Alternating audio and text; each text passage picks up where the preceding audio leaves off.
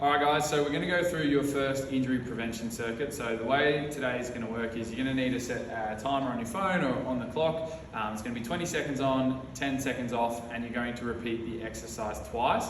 If there's a movement where it requires each side of the body, obviously you would do one side and then the other before then moving on to the next exercise. So what I'm going to do is take you through all the exercises, and if you need to pause it or anything like that, you can go back and have a look. Otherwise, they are all listed on your program as well, okay? So we're going to go through the movements. Basically, these circuits are designed to try and hit different target areas of the body that you might not necessarily hit at training normally, and are generally injury-prone areas, okay? So you think about things like your hips, your groins, your hamstrings, your calves, your Achilles, all of that. We're trying to basically create you a little bit more, to become a little bit more robust of an athlete, okay? So we're going to go through what the exercises are. Now, the first one is a single leg calf raise. Now, if you need to hold on to something from the side, that's okay. Basically, all we want to do is come all the way up onto this toe and then slowly lower on the way back down.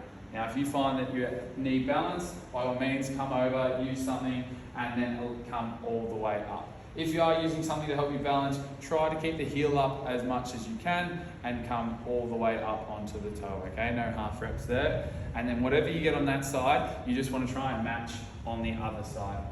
Next one we've got is your med ball hamstring curls. So you can do this with this one here. I'll also show a variation that you can do if you don't have a ball at home. But basically with your hamstring curls, all you want to do is squeeze your bum up, pop your heels on the ball, glutes engaged, and then we're just going to try and pull our heels back towards our bum. As you're going out, extend out as far as you can. Same thing, pull the heels towards the bum, keep your glutes engaged. Should feel a nice contraction through your hamstring as you're shortening. Again, just take it nice and slow, and remember that 20 seconds on, rest, 20 seconds, go again. You'll then go into your running man. So with your running mans, all we're going to do is basically assume a lunge position, so 90-degree angles here. We're then going to come up, raise, lean forward, and we're going to try and bring our calf up, okay? Now, as you can see, this is quite tough to balance, but we're trying to maintain this nice neutral position and keep that hold for the full 20 seconds. It's important that we're trying to raise up on that front leg as high as you can. Should feel that run through the front of the tib as well, okay?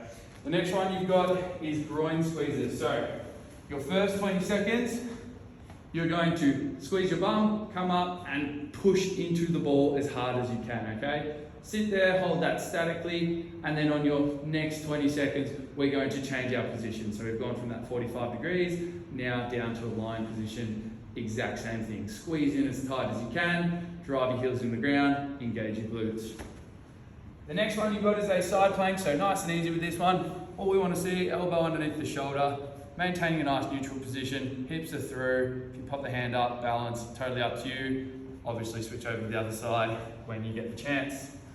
You've then got your bird dogs. So your next one, this one's a little bit trickier, but knees want to be underneath the hips, hands underneath the shoulders, and we're just going to try and drive back with our heel and then come up and hold and crunch this fist, okay? So with this one, you want your weight over the front, not backwards, right over here, engaging that glute, locking that rib cage down, and being nice and tight with the top of that fist, okay? Next one we've got is your YTW. So you're gonna come down onto the ground, basically into a Superman position. So we're gonna squeeze our bum, keep your knees off. We're then going to go Y, T, W. We're then going to repeat that. Y, thumbs up, T, thumbs up, fighter pistol position. So coming into that W, all right? Make sure when we do go into that W, you're getting right back off the ground and trying to send the elbows as high as you can. And then your last one, all you're going to need to do is grab a band of this. If you don't have a band, you can just do these statically without, but ideally we're adding some resistance. So with this one here, we're just going to hold for the full 20 seconds. Make sure, get your balance, drive the knee up as high as you can. Should feel this run through the hip flexors. Make sure you're pointing the toe and getting that knee as close to 90 degrees as you can, all right? And that is what your first IPP circuit will look like. If any of those exercises you need to go back and have a look over, just pause the video and go and have a look. Good luck with it, guys.